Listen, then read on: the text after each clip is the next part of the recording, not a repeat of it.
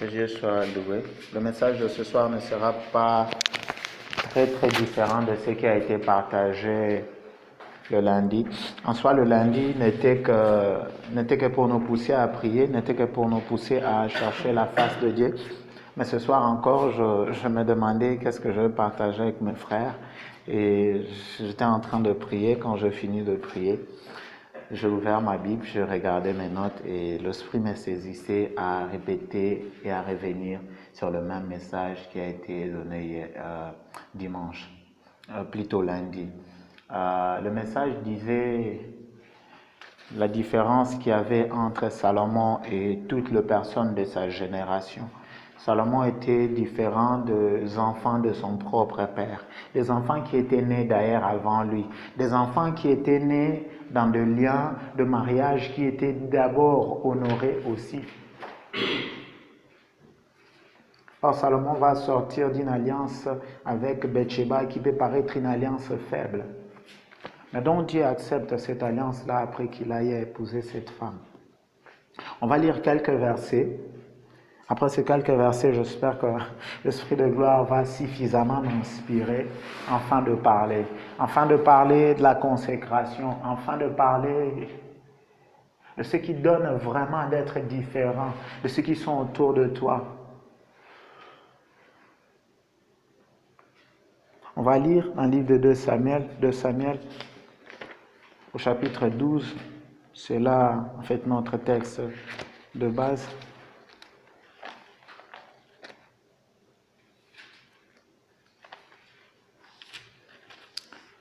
Versets 24 et 25. Excusez. David consola Bathsheba, sa femme, et il alla auprès d'elle et coucha avec elle. Elle enfanta un fils qu'il appela Salomon et qui fit aimer de l'Éternel.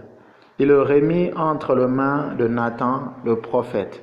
Et Nathan lui donna le nom de Jédidja, à cause de l'Éternel. Le nom Jédidja signifie l'aimé de l'Éternel, aimé de l'Éternel. On a eu à parler de l'acte que David a eu à poser de remettre entre les mains du prophète Nathan l'enfant Salomon. Et cet acte-là, nous avons expliqué que c'est l'acte de consécration. En soi, quand Salomon est remis entre les mains du prophète Nathan, c'est pour que l'enfant reçoive une bénédiction. Et moi, je crois certainement que cette bénédiction-là a amené une portée éducationnelle dans la vie de Salomon. Cela a ramené des choses très positives dans la vie de Salomon qui va faire sa différence avec tous les autres. On va lire 1 Samuel plutôt. On va lire concernant une autre personne qui a été aussi consacrée par sa maman Anne. 1 Samuel, le premier chapitre, 26 à 28.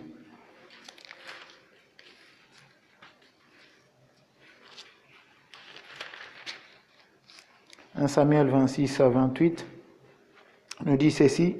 Anne dit, mon Seigneur, pardon, aussi vrai que ton âme vit, mon Seigneur, je suis cette femme qui me tenait ici près de toi pour prier l'Éternel. C'était pour cet enfant que je priais et l'Éternel m'a exaucé. L'Éternel a exaucé à la prière que je lui adressais. Aussi, je vais le prêter à l'Éternel. Il sera toute sa vie prêté à l'Éternel. Et ils se prosternèrent là devant l'Éternel. Nous avons Samuel aussi qui, sa maman a beau chercher d'avoir un enfant, dont son mari c'était Elkana. Elle a prié jusqu'au point qu'elle commençait à remuer juste de mots. Elle avait du mal même à prononcer tellement sa douleur était forte. Et quand cette femme aura l'enfant, va amener l'enfant entre les mains de l'Éternel, va consacrer l'enfant. Et nous tous, nous connaissons en fait un peu l'histoire de Samuel. Ce livre que nous lisons s'intitule Samuel à cause du nom de cet homme de Dieu qui a servi Dieu. Mais qui, le départ de sa vie, fit une consécration. Le départ de sa vie fit un prêt fait à Dieu pour toute la vie. Prêter l'enfant à Dieu, donc donner l'enfant à Dieu. Je ne sais pas s'il y a parmi nous des personnes dont leurs mamans, dont leurs parents ont prêté à Dieu, qui ont dit à leur naissance que cet enfant puisse te servir, que cet enfant puisse travailler pour ta gloire.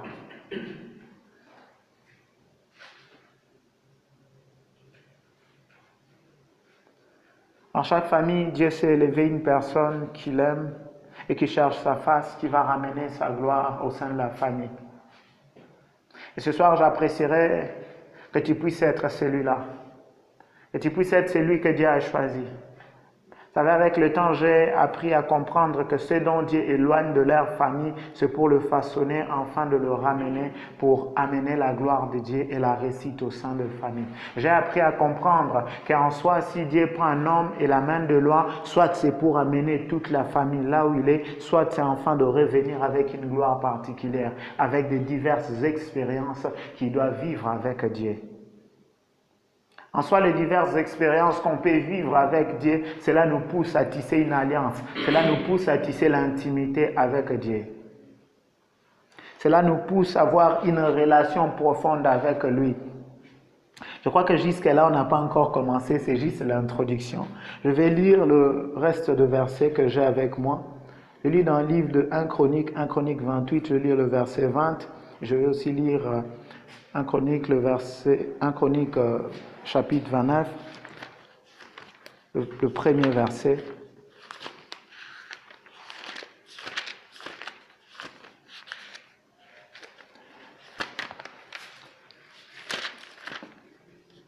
Un Chronique 28, le verset 20 me dit ceci.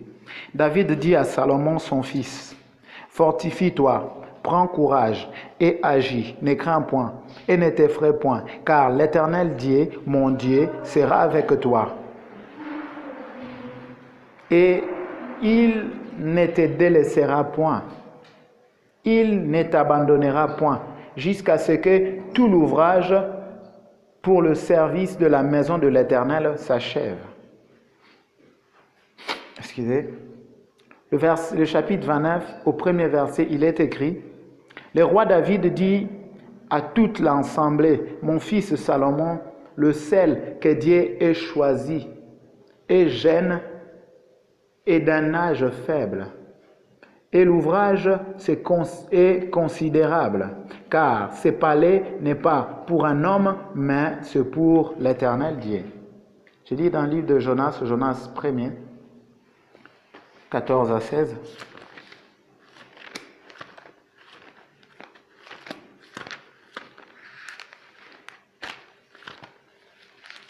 J'aime bien l'histoire de Jonas, mais ce soir on ne va pas parler de Jonas. On va parler d'autres personnes. Vous avez vu aussi la main de Dieu, la gloire de Dieu. Ils vont poser un acte. J'ai lu par le nom puissant de Jésus-Christ, Jonas, le premier chapitre, du 14e au 16e. Alors ils invoquèrent l'Éternel et dirent, « Ô Éternel, ne nous fais pas périr à cause de la vie de cet homme, et ne nous charge pas du sang innocent, car toi, l'Éternel, tu fais ce que tu veux. » Puis ils prirent Jonas et le jetèrent dans la mer, et la fureur de la mer s'apaisa. Ces hommes furent saisis d'une grande crainte de l'Éternel, et ils offrirent un sacrifice à l'Éternel. Ils firent de vœux. Faire de vœux, c'est prononcer de paroles d'alliance. Faire un vœu, c'est prononcer des paroles qui te lient à un Dieu, qui te lient à une personne. Pour finir, on va lire 2 Chroniques 6, le verset 12.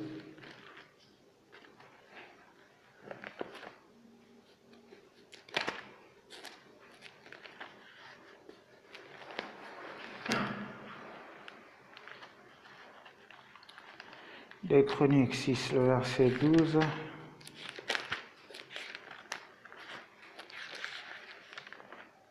Et Chroniques 6, le verset 12, je lis par le nom puissant de Jésus-Christ. Je crois que je vais lire un peu plus que cela. Je vais commencer à partir du 12. C'est la prière que Salomon est en train de faire à Dieu. Salomon se plaça devant l'autel de l'Éternel, en face de toute l'assemblée d'Israël, et il étendit ses mains, car Salomon avait fait une tribune d'airain et l'avait mise au milieu du parvis. Elle était longue de 5 coudées, chargée de 5 coudées, large de 5 coudées et haute de 3 coudées. Il s'y plaça, s'est mis à genoux en face de toute l'assemblée d'Israël et étendit ses mains vers le ciel. Et il dit, ô Éternel, Dieu d'Israël, il n'y a point de Dieu semblable à toi dans le ciel, sur la terre. Tu gardes l'alliance et la miséricorde envers tes serviteurs qui marchent en ta présence de tout le cœur. Ainsi, tu as tenu parole à ton serviteur David, mon père, et ce que tu as déclaré de ta bouche, tu l'accomplis en ce jour par ta puissance. Amen. Salomon est différent de tous ses frères, pas parce qu'elle est née de Bathsheba, mais parce qu'il y a cet acte que David va poser, l'acte de pouvoir remettre l'enfant entre les mains de Nathan. Comme nous le savons tous, le roi d'Israël était des hommes qui étaient loin de Dieu afin de diriger le peuple. En soi, Dieu voulait lui-même être le roi de ce peuple. Ainsi, devant ce peuple, il lit souvent de prophètes. Quand ils sont sortis de l'Égypte, il lit le prophète Moïse. Après, Dieu suscita pour eux des juges. Après un temps encore, Dieu avait laissé même de sacrificateurs pouvoir conduire ce peuple. Et au point où on a vu, à un temps, c'était Samuel qui conduisait le peuple et qui avait mis l'ordre parmi le peuple, qui avait arrangé les choses. Et après un temps, ce peuple va demander un roi. Dieu va lui donner un roi, mais un roi selon le format des hommes, pas selon le format de Dieu. Un roi qui est beau, un roi qui est long de taille, un roi qui répond aux critères du peuple, mais un roi qui ne répond pas aux critères de Dieu. Mais en cela, Dieu était en train toujours de oindre. Dieu était en train de remplir ce roi de son onction afin de diriger ce peuple. Ainsi, il y avait en même temps le roi, le sacrificateur, ainsi que le prophète.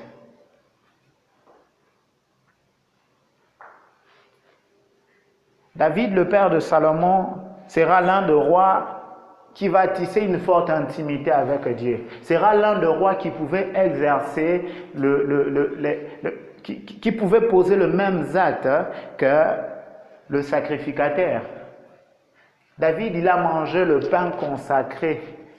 David utilisait deux fois le Thurim et le Urim, qui étaient des instruments qui servaient pour écouter la voix de Dieu, qui servaient pour prier. Ah, c'est une information, je vous informe quand même, pour ceux qui ne savent pas. Dieu avait donné à ses enfants des instruments, le Urim et le Thurim, dont ils priaient au travers de cela pour écouter la voix de Dieu. Et l'éphod aussi servait pour écouter la voix de Dieu. Ce n'était que le sacrificateur qui pouvait toucher ces choses-là et utiliser cela. Mais David, au point qu'il avait une forte relation avec Dieu, il put aller jusqu'au point d'utiliser l'éphod, jusqu'au point d'utiliser le Thurim, le Urim. Alors, David va laisser une alliance à son fils Salomon. Mais pour prendre l'alliance ou entrer dans l'alliance, il est censé passer par la consécration. Si on dira de Jacob qui n'était pas consacré, mais sa consécration va se faire quand lui-même va rencontrer Dieu. C'est vrai, la prophétie était que c'est lui qui sera plus élevé que son frère. Mais quand il sera en train d'aller vers là-bas et qu'il va voir ce songe et qu'il y avait une échelle, les anges étaient en train de monter, de descendre et Dieu était assis au-dessus du trône. Et c'est là qu'il va se plonger dans une vie de consécration, faisant un vœu.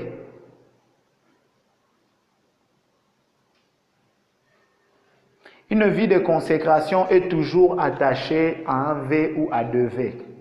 Ah oui, ça je vous informe. Une vie de consécration est toujours attachée à de paroles et je crois que je dois bien étaler cela.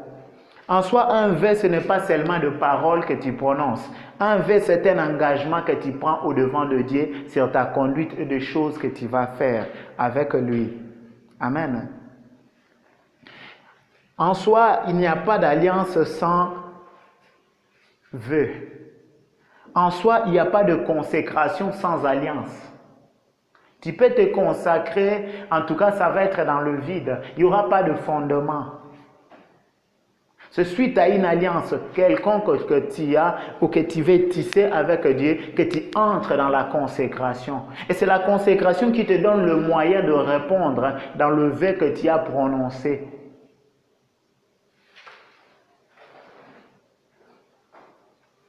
Salomon, il trouve cette alliance dont son père devrait devrait bâtir le temple et que Dieu ne voulut pas. Il reçoit la grâce de Dieu, il reçoit l'onction de Dieu, il a été aimé de Dieu. Et quand nous lisons, c'est Dieu qui lui est apparu en songe pour lui parler. Ce n'est pas lui qui est allé d'abord vers Dieu pour qu'il lui parle en songe, mais Dieu est venu lui parler en songe. Et si nous avons lu la prière de Salomon en dernier, c'est pour comprendre que cet homme connaissait Dieu. Cet homme savait quelque chose de Dieu. Sa manière de prier démontre qu'il n'est pas un apprenti. Aujourd'hui encore, je lisais dans le livre de Jonas, quand Jonas est allé à Ninive et qu'il a prononcé des paroles, le roi a fait gêner même le bête. Je me suis dit, mais vraiment, il ne connaissait pas très bien ce que c'était le gêne. Comment on peut faire gêner même le bête? Il a fait gêner même les animaux. Il a dit que même le bête puisse porter des sacs. Donc, le roi de Ninive était un amateur, ce qui n'est pas le cas de Salomon. Il n'est pas un amateur, il est une personne qui connaît le contour de notion de la parole de Dieu. L'alliance se maintient très souvent dans la connaissance de ce que tu as de Dieu. C'est en fonction de ce que tu connais de moi que tu peux venir me dire, Claude, je veux que tu sois celui qui va faire la sécurité de ma maison. Si peut-être je travaille dans une agence de sécurité ou j'ai une agence de sécurité, n'est-ce pas? C'est à cause de la réputation que tu connais de moi que tu peux venir, n'est-ce pas, pour traiter un contrat avec moi. Donc, Salomon est l'une de personnes qui connaît la grandeur et il le témoigne dans sa prière quand il prie. Dans 2 Chroniques 6, le verset 12 jusqu'au-delà, on a lu jusqu'au 15e. Sa manière de prier, il dit que Dieu tient toujours à la parole, il accomplit.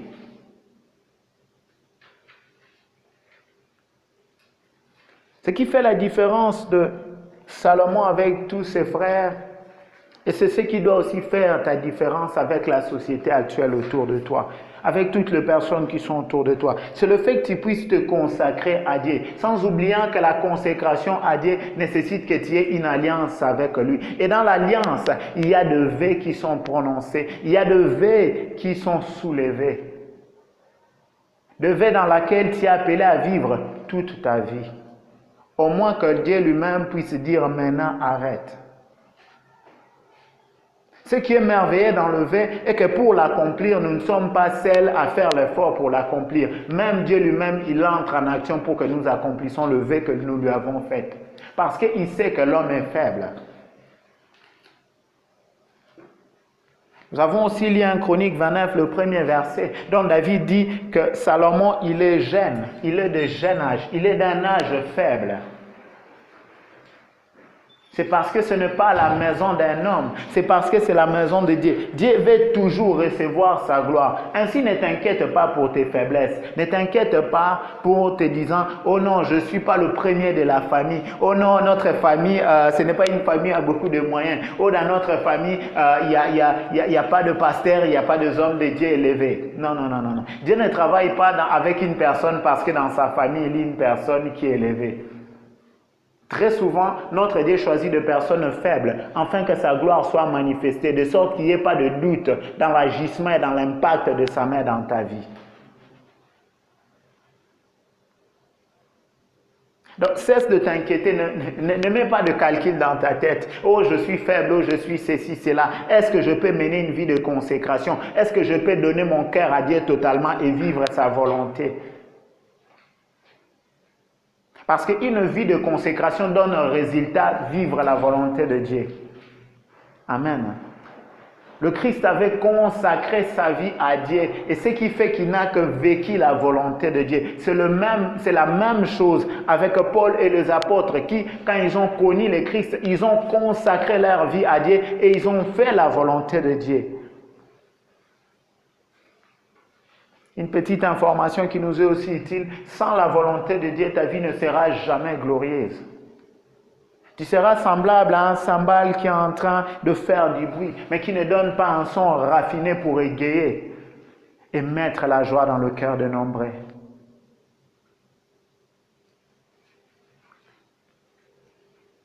Salomon.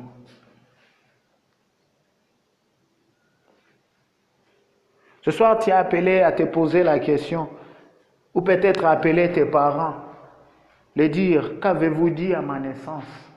M'avez-vous consacré dans vos paroles à Dieu ou à quelque chose d'autre? Ou avez-vous rien dit simplement? Parce que c'est au travers de paroles que nous entrons dans une alliance quelconque.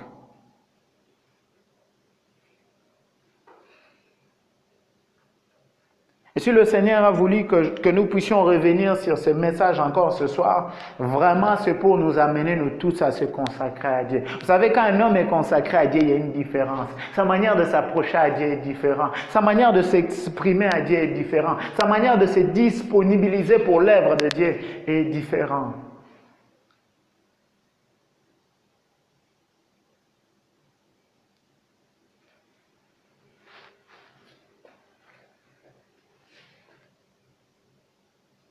As-tu consacré ta jeunesse à Dieu? Ou bien ce sont tes plans qui font encore basculer ton cœur, qui fait battre ton cœur?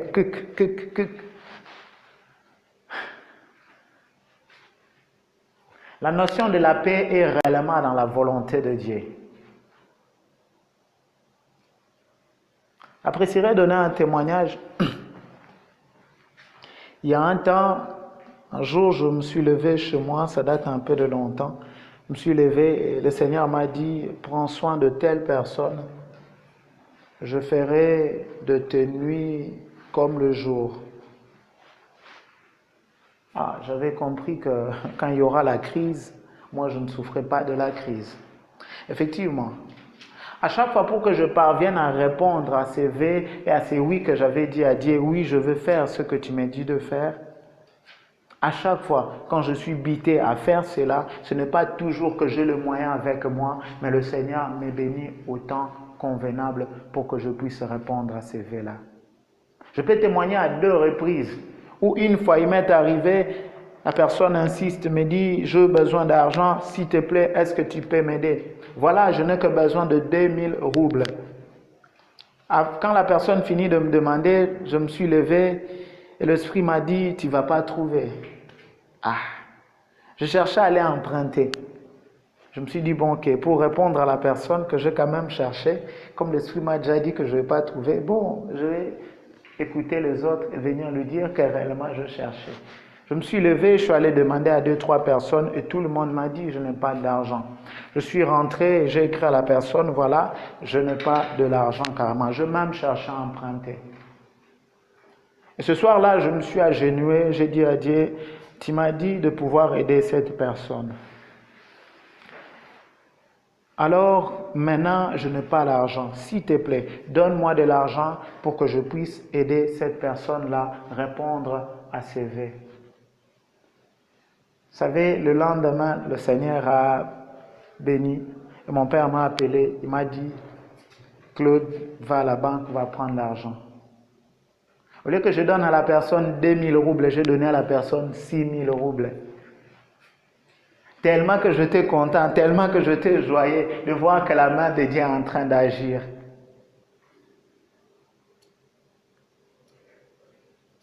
Une deuxième fois encore, la personne a dit, est-ce que tu peux m'aider? Je me suis dit, ok, je vais chercher comment aider la personne. Et quand je réussis l'argent, je voulais faire autre chose. Et là, je commençais à perdre la paix parce que je voulais faire autre chose avec l'argent. C'est vrai, j'ai plein de besoins, plein de préoccupations. Mais quand je voulais commencer à répondre à ces d'autres préoccupations, je commençais à perdre la paix.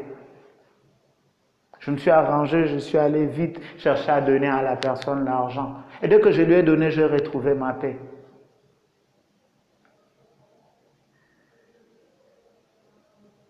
Si tu fais un vœu, si tu te consacres à Dieu, ce n'est pas de tes propres efforts que tu vas vivre la sainteté ou la gloire à laquelle Dieu t'appelle. Il sera toujours là afin de te soutenir parce qu'il sait que tu es faible. Il sait que ton âme va pousser de réflexions qui vont aller à l'encontre de ce que lui il veut. Il sait que tu es rempli, il sait que nous sommes remplis des informations que nous avons gobées depuis notre naissance jusqu'à maintenant. Il sait que l'homme a une réflexion logique. L'homme sait présenter la raison et non la foi. Pour arriver au point de commencer souvent à présenter la foi, cela de fois nécessite une forte transformation ou d'avoir le don de foi. Il sait que l'homme va agir avec la raison. Et il est là toujours prêt à t'accompagner, à te soutenir. Je sais que la plupart de nous, peut-être le cas n'est pas ce dont on a été consacré par nos parents. Mais nous-mêmes, comprenant et voyant ce que Dieu fait, nous pourrons faire un vœu, nous pourrons nous consacrer à lui. Nous avons vu ces hommes qui ont vu ce que Dieu a fait quand ils ont jeté Jonas à l'eau et que la mer s'est apaisée. Ils ont fait un vœu. De ce que tu connais avec Dieu, tu peux te consacrer. Je me rappelle un temps, j'avais fait une gaffe, j'étais déjà dans la marche chrétienne, j'avais fait une gaffe tellement, et cette gaffe-là m'ennuyait. J'avais déjà demandé à Dieu pardon, et il m'avait déjà pardonné. Mais je me suis dit non, je dois encore chercher sa face, comprendre comment il peut me pardonner et comment je puis commettre un tel gaffe. Je me suis dit que je vais prendre un tel nombre de jours de jeûne. Et j'ai pris ce nombre de jours-là. Le dernier jour, c'était un mardi, j'étais là-bas en Amiot-Guina. J'étais dans la salle 8, je suis allé prier seul afin de clôturer ces moments de jeûne-là. Je me suis agenouillé et je commençais à prier. Et je commençais à demander à Dieu, donne-moi de te servir. Parce que je ne sais pas à quel point tu m'aimes, à quel point tu es fort à me pardonner. Je cherche à comprendre combien tu es grand, mais je ne saisis pas. Combien tu m'aimes, je ne saisis pas. Mais c'est la chose que je connais et que tu m'aimes et que tu es grand et que tu es capable de tout. J'ai imploré à Dieu, je lui ai demandé, donne-moi de te servir. Et comme je priais, l'Esprit m'a dit, couche-toi un peu, ferme les yeux. Je suis allé m'asseoir sur la chaise qui était là et subitement je me suis endormi. Et le Seigneur a commencé à me parler. Il m'a montré qu'il m'a accepté de pouvoir le servir. Il m'a montré qu'il a placé au-devant de moi une forte stabilité. Je me suis réveillé. J'ai prié, je leur rendis grâce et j'avais compris que ce Dieu-là m'a accepté de le servir. J'avais compris que le déclic de ma consécration avait commencé là. En soi, si je ne sers Dieu, ce n'est pas parce qu'il y a quelqu'un qui me dit fais-le. En soi, si on s'est réunis ici pour prier, ce n'est pas quelqu'un qui me dit fais-le. C'est le Dieu qui nous conduit, lui qui nous inspire, parce qu'on a dit oui à le servir.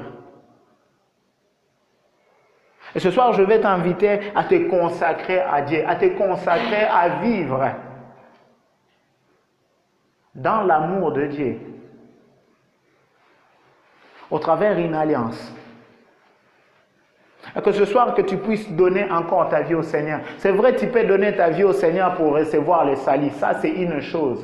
Mais te consacrer à vivre la pureté, la sainteté, ça, c'est une autre chose. Parce que beaucoup ont reçu Jésus-Christ comme étant le Sauveur, mais pas comme étant le Seigneur. Car dans la vie de la consécration, c'est là que nous recevons Jésus-Christ comme étant le Sauveur, comme étant aussi le Seigneur.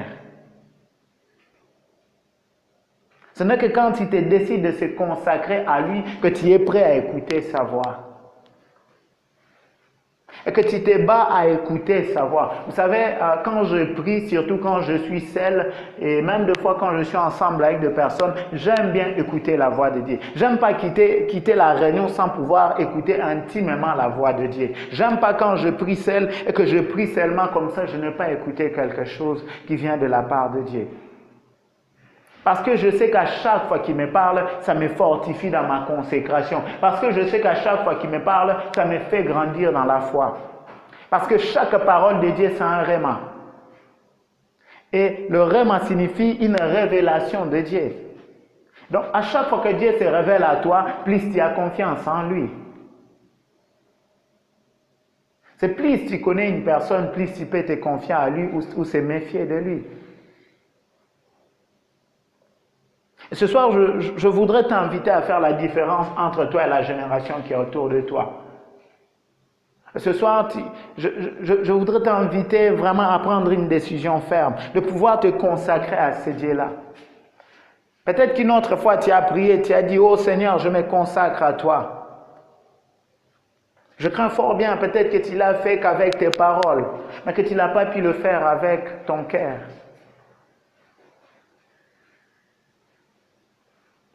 Et quand je clôturais ce jeûne-là dont je viens de témoigner, c'est parce que j'avais déversé mon cœur devant Dieu qu'il a pu me répondre. Est-ce que tu es en train de déverser ton cœur devant Dieu? Est-ce que tu t'adonnes à lui réellement? Vous savez, j'ai rencontré plusieurs personnes que je vis qui aiment Dieu. Ah oui, des personnes qui prient très tôt au matin, ils ne ratent jamais de prier. Mais ces personnes-là ne sont pas consacrées. Le soir, la personne prie. Il sait que Dieu est bon. Et des fois, quand il prie, Dieu le répond. Dieu le bénit. Dieu pourvoit dans sa vie parce qu'il y a un plan dans sa vie. Mais cette personne-là n'est pas encore consacrée. Et la personne vit dans le péché. Il vit dans le mal. Il est en train d'empoisonner la société autour de lui. En soi, vivre dans le péché, c'est empoisonner la société autour de soi. Ça a été le cas de Salomon quand il a commencé à vivre dans le péché. Il a empoisonné toute la société. Quand Jéroboam a choisi de placer lui-même l'autel à Bethel et commençait à élever de prières d'idolâtrie, il a empoisonné la société.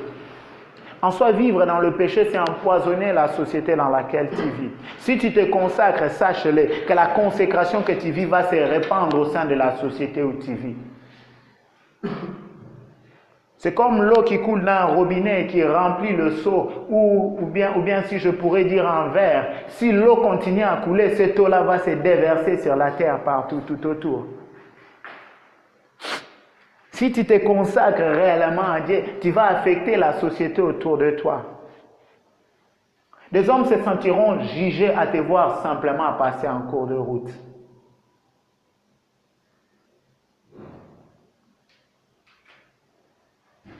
Et les personnes qui ont en eux la grâce de Dieu vont te chercher, vont venir vers toi. Et des personnes qui n'aiment pas Dieu, ils vont t'haïr.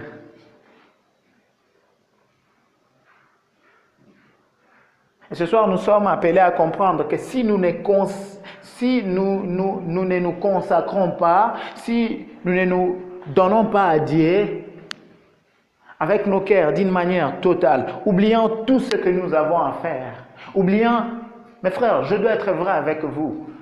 Être consacré à Dieu, tu dois comprendre que tu dois être prêt à perdre tes études à cause de ce Dieu. Tu dois être prêt à perdre ton père et ta mère à cause de ce Dieu.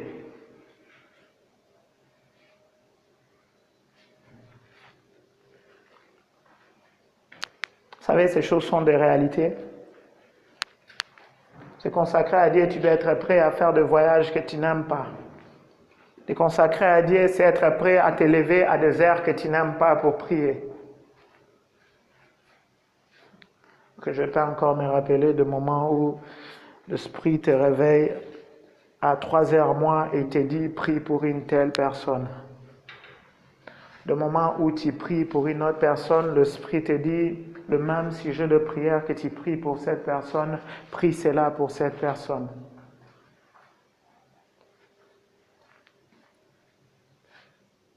Se consacrer à Dieu, c'est se livrer à vivre totalement ce que Dieu veut.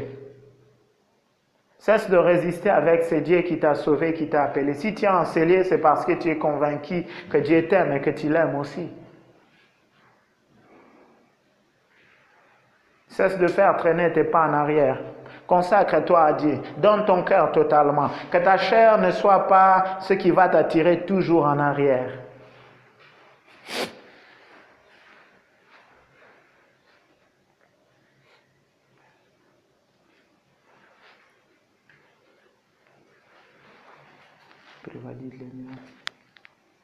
Traduit pour lui. Vous savez, quand nous voyons des pasteurs, nous voyons des hommes de Dieu dans des chaînes télévisées, nous aimons. Nous disons, oh waouh, c'est génial. Mais ces hommes traversent toujours des moments qu'eux-mêmes ne les aiment pas tellement et ne les désirent pas tellement. Mais c'est au travers de ces moments-là que le Seigneur le transforme et le rend de meilleur. Mais ce qui te permet d'accepter de vivre ce que Dieu veut utiliser pour te transformer et te rendre meilleur, ce n'est que la consécration qui va te sécuriser à ne pas abandonner cette voie-là. Ce n'est que la décision de te consacrer que tu as pris au départ qui te soutiendra à vivre ce moment difficile que Dieu présentera au devant de toi pour que tu sois transformé. À chaque promesse que Dieu va prononcer, sache-le, il y aura toujours un défi en face de toi. Mais quand tu n'as pas pris la décision de vivre étant consacré à suivre la voie de Dieu, tu ne pourras pas te battre jusqu'à atteindre la promesse, jusqu'à vivre ce que Dieu veut de toi. Ce soir, Salomon est notre modèle, à cause du fait qu'il est différent de tous ses frères. À partir de ce soir, tu dois aussi commencer à devenir un modèle, à cause du fait que tu dois être différent de tout ton couloir. Pas différent à cause du fait que tu parles une langue qui est tout autre de la leur, mais parce que tu es consacré à Dieu, mais parce que tu pries selon la volonté de Dieu, parce que tu te laisses conduire à ce que Dieu veut, étant prêt à tout perdre pour ce Dieu-là. Si tu n'es pas encore prêt à tout perdre pour ce Dieu, sache-le que tu es en bas de l'échelle, très en bas de l'échelle. Vous savez, la Bible nous présente 3 classes de personnes dans le corps du Christ. Les petits enfants et le jeune Jean et le Père. Les petits enfants sont encore en train de tourner dans le péché. Les jeunes gens ont vaincu le malin. Et le Père sont ceux donc qui encadrent, qui nourrissent. Et si tu ne te consacres pas, tu ne sauras jamais passer de la stade de petit enfant jusqu'aux jeunes gens et même aller jusqu'au Père.